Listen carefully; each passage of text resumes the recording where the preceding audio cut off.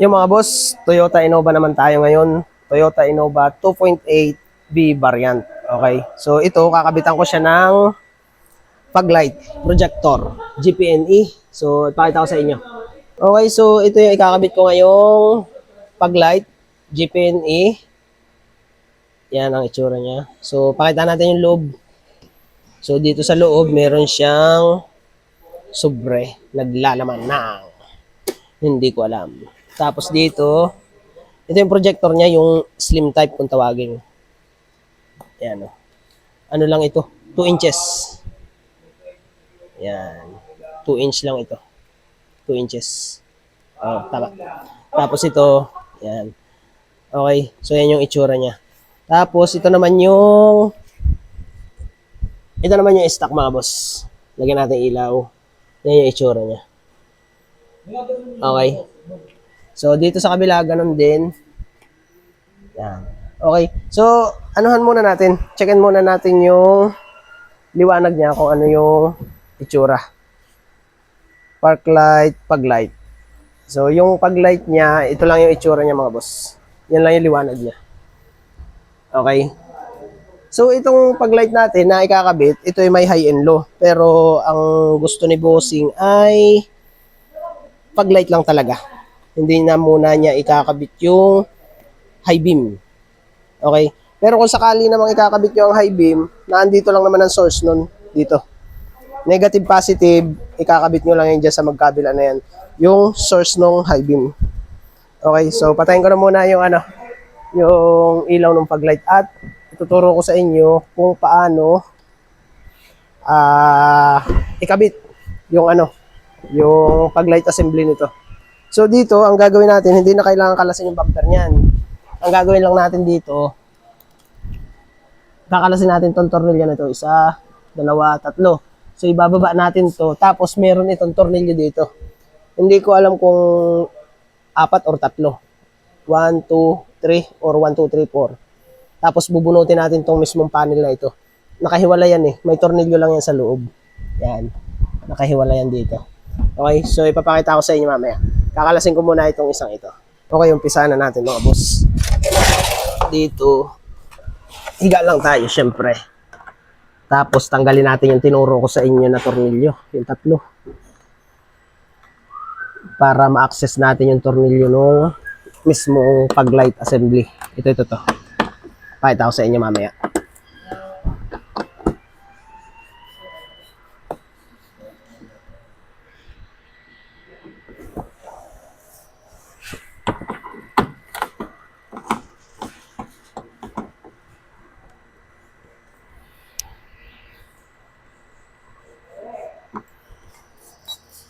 Okay, nakalas ko na yung 3. Tapos, i-ano na natin to. Iangat. Yan. Tapos, kakapain natin yung tornilyuan dito. Makakapa nyo yun. Ayan. Isa dito sa part dito. Tatanggalin natin yung tornilyo na yun. Phillips screw lang. Okay, so natanggal ko na yung tornilyo dito. Isang piraso. Hinahanap ko pa yung iba. Yan. Dito sa bandang ilalim dito, may tornilyo din siya. Kaya nyo naman kapain yun. Makakapa naman yun. Ayan. Katulad niyan. Ito kasi ang pinakamadali na pag-i-install na hindi na kailangan kalasin ng bumper. Ayan. Kapag kalumuwag na yun, pwede nyo nang kamayin yun para ayan, katulad niyan. Natanggal ko na yung isang tornilyo. Ayan, meron pa ditong isa. Dito sa tapat na to. Kumbaga dito sa baba, 2. Tapos dito sa part na to, isa. Hanapin ko pa yung isa kung meron pa. Ang alam ko kasi niyan ay 4. Ang pagkakaalam ko ha. Pero siguraduhin lang din natin. Yun, nalaglag na yung isa. Bali, 3. Tingnan lang natin ha.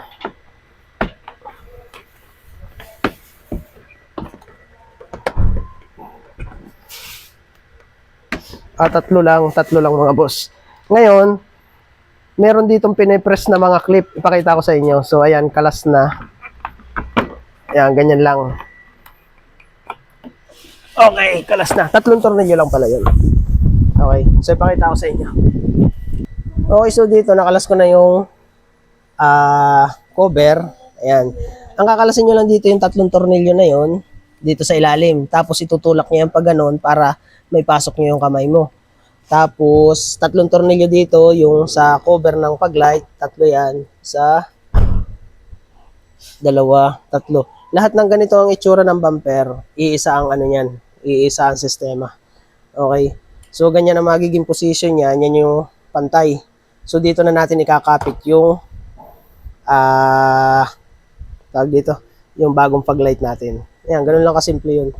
Kahit hindi nyo nakalasin yung buong bumper or dukutin nyo dito, mahirap yun. Ang gawin nyo, tanggalin nyo na yung tornilyo, 3, tapos ipepress nyo itong mga clip na to. Siyempre, dukot pa rin yung sa loob. Dito, unahin nyo yung clip dito sa ibabaw. Ito. Yan, nasa gilid. Yan nandito. Yan. Ito, ibabaw, tapos ilalim. Kumbaga sa ano yung unahin nyo dito. Pag ganun. Yan. Kapag ka naangat nyo na lahat yun, yan na yun. Okay? So, kakalasin ko na rin din yung yung nandun sa kanan. At naipaliwanag ko naman na sa inyo kung paano ito. Tapos, ipapakita ko sa inyo kung paano i-set up yung mismo pag-light assembly. Okay? Ganyan ang position yan. Yan ang pantay niyan mga boss. Ganyan. Okay? Iaharap nyo lagi yan sa inyong likuran. Ganyan ang pantay niyan. Pagdating dito, yan ang pantay niyan. Okay? So, ayun. Kakalasin ko na rin yung sa kanan para may pakita ko na rin sa inyo. Same lang din ang sistema nung pagkakalas dito. Kakalasin yung 3 tornilyo dito. 3 tornilyo din dito sa pag-light cover. Yun. Tapos mga clip. Then, yan na yun. Okay? So, yun. Kakalasin ko na siya.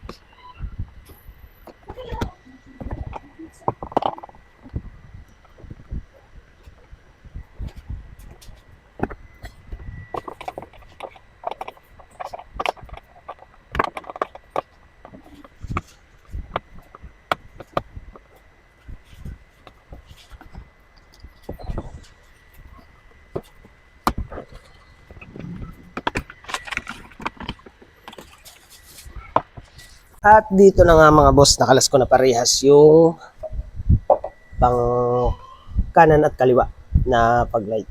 Okay, so isa-set up ko naman dyan yung sa ano natin, sa pag-light projector. At dito na nga yun. Okay, so ipapakita ko sa inyo kung paano ko i-pwesto yan dito sa ating assembly. Dito sa cover. Yan, ganyan lang mga boss. Oh. Kahit di nyo nakalasin yung, yung pinaka-bumper niyan. Cover lang kalasin nyo, ilalim at saka doon sa mismong cover or holder nung pag-light, all goods na yun. Yan, ganyan lang. Yung Innova na ganyan. Basta't makita nyo yung ganung setup, kayang-kaya nyo na ikabit yan. Dukot lang sa ilalim. Okay? So, dito naman kasi, may linya na yan, buhay na yung wiring yan, kaya dyan lang kayo gagawa. Hindi na kayo para maglinya. Or kung halimbawa ang variant naman na yung walang linya, ganun lang yung same lang din siya. Ganun lang ang setup ng pagkakalas. Okay? So yun, bubuuhin ko na yung projector assembly natin. Okay mga boss, ikakabit na natin. So dito, ang part na to ay kanan. Kanang bahagi ito no, o right side. Tingnan nga natin kung R. Ayan o, R. Okay, so dito, titignan lang natin yan yung tamang position niya. Ayan, kung makikita nyo, pantay naman siya. So, yan na yung kukunin natin. So, madali lang naman to. Yan naman, hindi magkakaigi kung sala yung pwesto ng ating pag-light. Ayan. Nakalasin nyo na yung 3 tornilyo niyan. Ganyan. Tapos, tatanggalin. Ayan. Tapos siya ilalagay natin. Tanggalin na natin yung cover. para maganda. Tapos yan, isusukat natin kung tama nga yung pwesto. Ayan. Okay, all goods. Tama. So dito, hindi naman kayo magkakamali. Kaya sinabi ko sa inyo, nakalasin yung itong assembly na ito, yung cover, para mas madali nyong mai-align yung pag-light o yung projector pag-light. Yan, kapag kayo naka-order ng GPNA or kahit anong brand ng pag-light, ganyan lang ang sistema yan. Kalasin nyo yung mismong assembly niya. Pero hindi yung bumper, syempre. So kapag ka nakita nyo na yun, yan yung itsura niya. Okay. Tapos dito. Okay. So yun yung telescopic niya. Yun yung bumababa, gumagalaw para mag high and low siya. Yan. Pero sabi ni bossing customer ay wag nang ikabit yung pag-light niya. Yung high beam. Yan yung itsura niya. So yung isa, okay na ito. Yung isa, ganun din. Kakabit ko na to. Tanggalin nyo lang yung tornilyo, syempre. Katulad doon sa ginawa ko kanina sa una. Ganyan lang. Okay. Pagka kinalas niya, napakasarap gawain yan. Napaka-alwan. Yan. Tapos ito, kunin natin. Tanggalin na natin yung plastic. Tapos ay kabit na natin yan. Hindi naman kayo magkakamali dyan, tinan nyo. Diba, ang layo ng agwat. So kung doon, babaligtarin nyo lang yan. Kita nyo naman yun kung tama o mali. Doon pala sa pagkakalagay ay pangita na agad yun. Yan. Tapos dito, bago nyo ihigpit, ikabit nyo muna lahat para nakaposisyon na siya.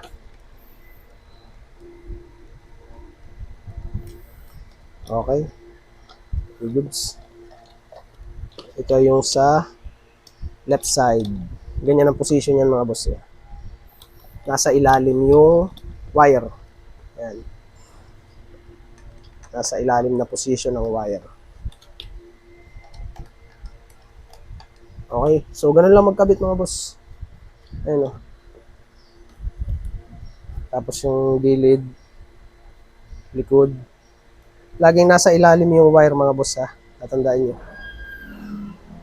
Ayan yung adjuster. Okay. So, tabi muna natin yan. At yung ating plastic cover ay lalagay ko dito. Ito sa stock. Tapos may gagawin ako sa wiring mga boss. Bida-bida naman ako eh. Yan. Okay. So, all goods na. Yung pagkakaset up natin ng projector pag light. Ayan o. Okay. So, ikakabit ko naman yung wiring doon sa sasakyan. Okay. So, iset up na natin yung wirings. So, dito, input. Baligtad ang input natin mga bossing. Tingnan natin kung may adapter dito. Iba kasi yung socket niya. Iba yung adapter niya mga boss. Pang siya, H11. Pero gagawa na lang natin ng paraan ito. Kukuha ako ng H11 socket or yung bang sa mga sa mga HID. Pakita ko sa inyo mamaya. Kuha lang ako at gawa ng iba yung input niya magkaiba siya. So kung meron naman kayong adapter, okay lang din yun. Pero kung wala naman, ay di mag-splice na lang tayo ng wire dito. Okay? So tingnan natin kung anong magagawa natin dito. Okay, so nakakuha ako ng socket mga boss ay pang H11. Ayan, makikita nyo, dalawa yan. Okay, so gagamitin ko doon sa kabila. So mag-splice na lang ako ng wire at dahil no choice ako. Okay, so dito, isusuksok ko muna to para makuha ko yung polarity ng connection. Tapos, splice ko lang dito yung insulator para makuha ko yung mismong polarity. Kahit pa sabihin natin meron siya nung wiring coding, ang wiring coding kasi nito ay pink at saka yung white na may stripe na black.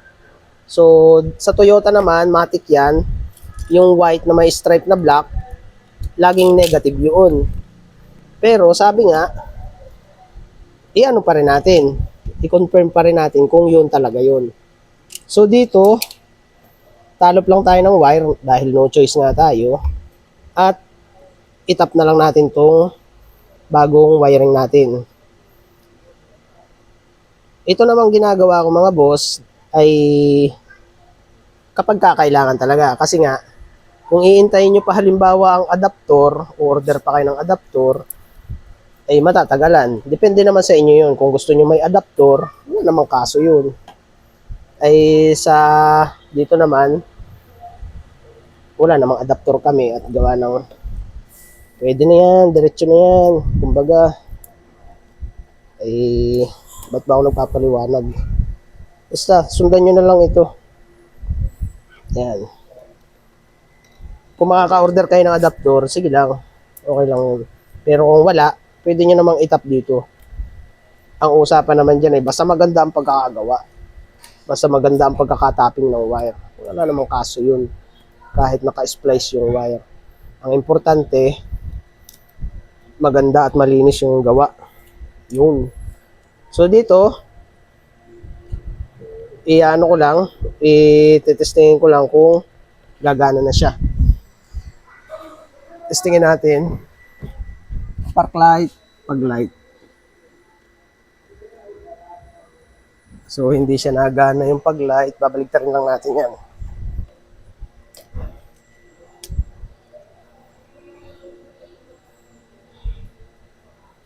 Yan, subukan ko ulit.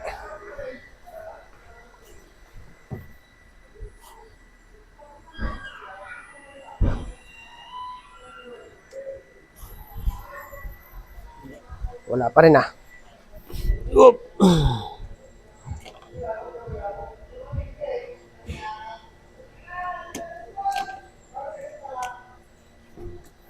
Ngayon, titestiran natin kung may output. Oops, meron.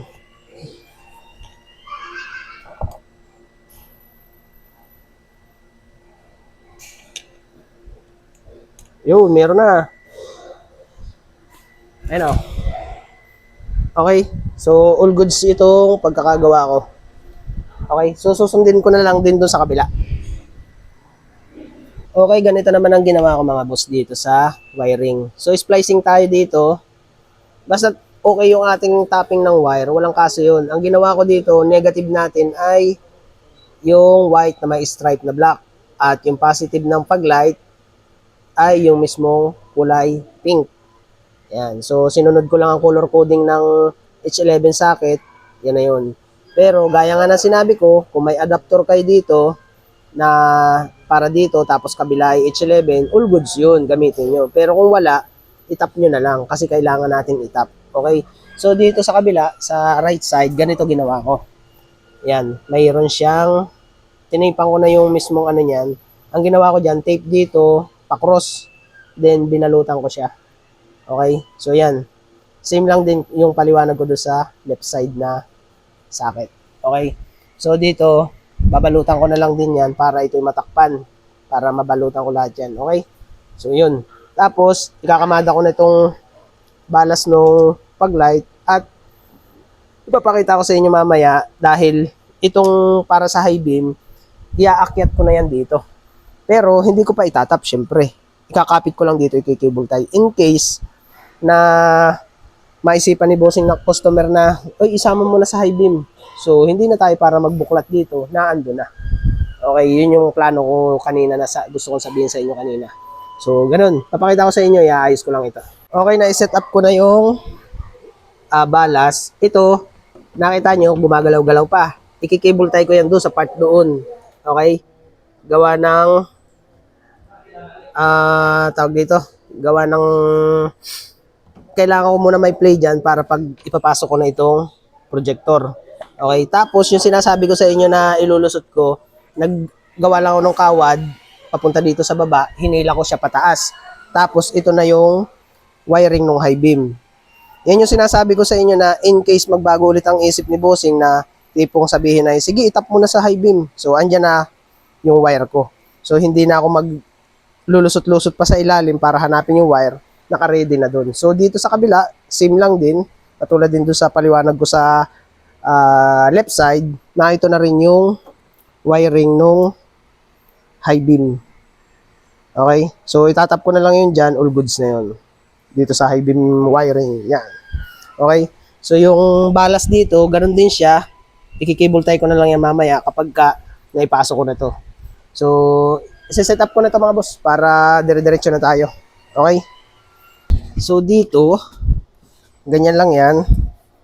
Kunin natin yung dulo. Kailangan yung position niya ay tama. May kanal yan at may arrow. Pagpapantayin nyo lang yun. Tapos, i-lock natin yung mismo crosscast niya. Tapos ganyan ang position yan pagbabalik. Madali lang ibalik ito. Tapos, itutornilyo na lang natin mamaya.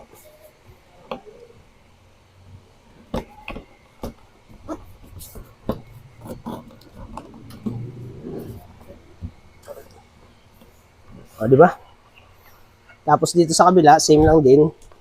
Kunin natin yung ng balas niya, wire.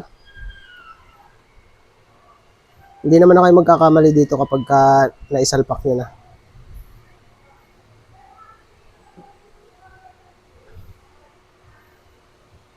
Yung ganun lang. Tapos yan. Tapos ang style niya ganyan. Kailangan may pasok nyo yung mismong assembly. Tapos dito yung ganun lang. Tapos check upin natin kung tama yung alignment niya. So dito nakaangat yung pagkakalagay ko. Kailangan nating itama lahat yan. Kailangan nakalusot lahat yung ano niya, clamp or yung clip para hindi tayo magkaroon ng problema pagdating ng oras. Yan. Iaayos natin yan. Kailangan tama yung pwesto. O yun. Kung katulad nun, sala din itong nasa ibabaw. Kailangan tama lahat yun mga boss.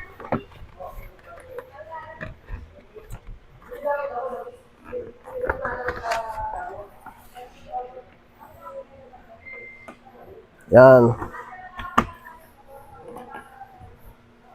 Oh, gayan lang.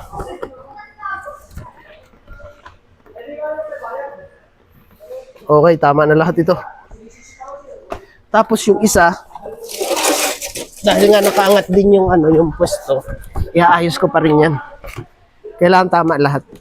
Huwag kayong papayag na hindi maganda yung pagkakagawa. Pagka nakita nyo may mali, i-correct nyo na agad nang hindi kayo paulit-ulit at masabihan na hindi pa inayos ang gawa. Okay?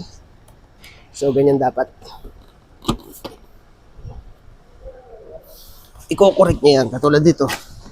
Hindi pa rin pumasok yung bandang ilalim. Hindi kita titigilan hanggat hindi ka ayos.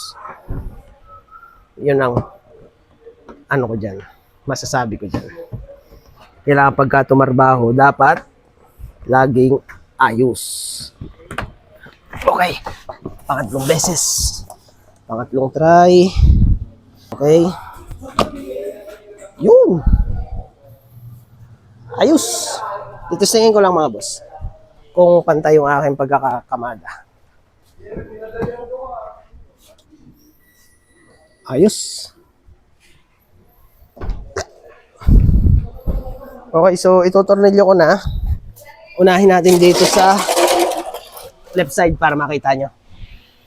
Gamit lang ulit tayo ng Phillips screw na maigsi. Siyempre, papatibayin ko pala yung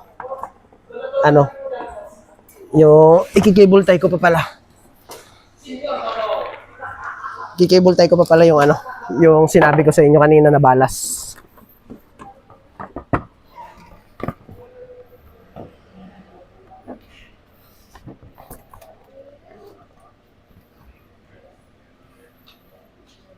Yun. Kapag ka na-cable tie nyo na yun, tanggalin nyo na yung sobrang cable tie. All goods. Tapos, itornilyo na natin yung mismong pag-light or yung cover niya. Mula dito sa ibabaw, itutornilyo ko muna gamit ang kamay para lang pumasok yung thread niya. Dito sa ilalim, part dito, ganun din. Tapos dito. Okay.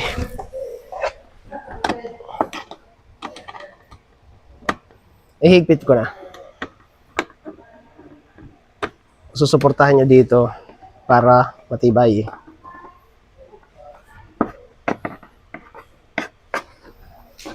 Kakapain nyo lang. Dali lang naman yun.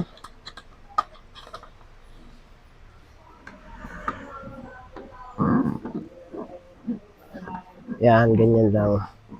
Tapos dito,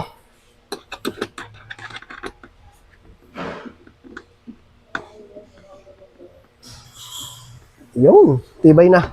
So dito sa kabila, ganun din. Mamaya na natin ilalagay or mamaya na natin ipipix yung ilalim at i-adjust ko pa yung kanyang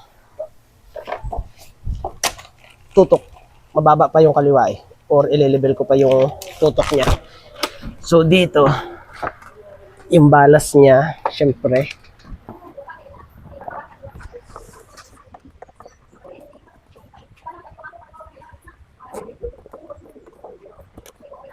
okay, so ito yung ano.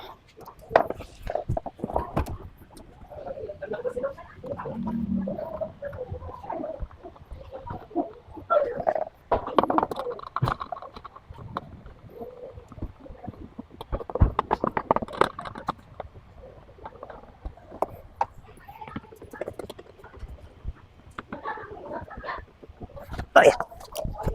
Okay mga boss, ayos na yung ginagawa kong Toyota Innova na kinabitan ko ng projector light. So ipakita ko sa inyo. So ito yung Innova mga boss at ito na yung finish natin. So ganyan yun. Ito kanina inaayos ko pa at gawa ng hindi pumapasok yung mismong clip niya doon sa pinakabutas. Kaya kailangan pagka nakita nyo yun, iayos nyo na agad. Okay? So yan, all goods na yan, pati yung ilalim na i-fix ko na. Tapos dito sa kabila, right side, all goods na din yan. So, okay na din ito. Okay, so napansin ko kanina, angat. So, iniayos ko na uli. Okay, so testingin naman natin yung liwanag niya. So, yan yung projector niya mga busa. Check natin yung pag-light. So, nakita nyo naman kung paano ko ginawa yun. So, yan yung position niya. Mas matalas siya compare mo doon sa dati. Okay. So, pagka pinark light natin yan or pag-light, okay, park light, headlight, yan. Pag nag-high beam, wala pa. So, kapag gano'n naman, ito na yung wire niyan. Naka-standby. Okay, so yung liwanag niya mga boss, ito. Yan mga boss. Ayan o. Okay. So, nag-high low yan. Ayaw lang ni bossing customer. So, sa susunod, pagka nabago ang isip, saka ko na lang ayusin yun. Okay. So, yan yun. Yan yung talas ng liwanag niya. Okay. So, yung adjustment ko dyan, ay di, titingnan pa namin kung anong gusto ni bossing customer. Siyempre, masusunod si bossing dyan kung ano ang gustong taas niya. Kung mas mataas pa dyan ang gusto niya, hindi adjust ko na lang. Madali lang naman yun. May adjustan dito sa ilalim mga boss. Ayan o, yung butas na yan. Kita yun dun. Phillips screw lang ang katapat niyan. Okay. So, yan. All goods na ito. Toyota Innova tayo mga boss. Installation lang ng GPNA projector with high and low pero hindi ko na kinabit yung high beam niya. So ito yung ating kinabit dyan. Okay? Thank you, thank you.